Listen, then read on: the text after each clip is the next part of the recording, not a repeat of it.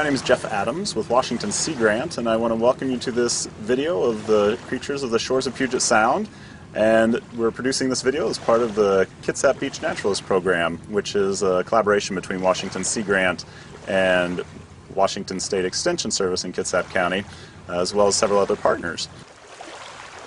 What you're going to see in this video is a variety of creatures and algae that live along the shorelines, and information on their life histories and how to identify them, as well as the shorelines and why they're important to us and how to take care of them. A marvelous window opens for us during low tides. Good beach etiquette calls on us to respect all creatures that make up the rich diversity of intertidal life. When introducing people to the wonders of nature, we try to instill a sense of respect and stewardship toward all life. In order to have the least impact on your surroundings, you and those who join you on the beach should consider the following. Walk slowly to discover what you might otherwise miss.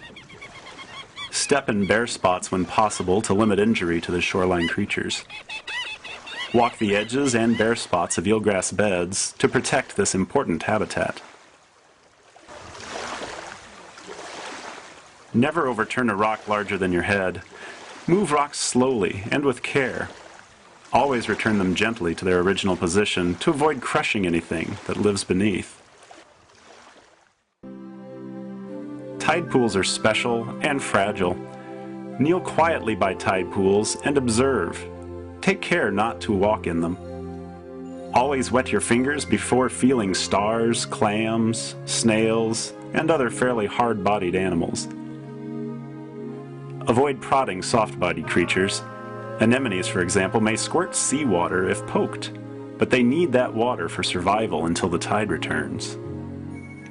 Unless you're harvesting shellfish, leave organisms where you find them. If you are harvesting or digging to explore, refill your holes. Piles of sand left on the beach can smother other organisms. Leave creatures attached to rocks rather than removing them for study.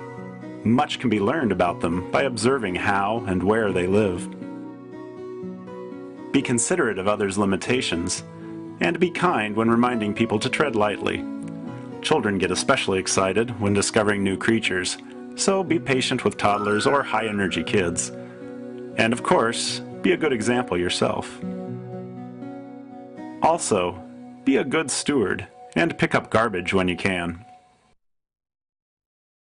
Here's some teaching tips. Point out the larger, obvious animals and plants, but stop to notice the small things too.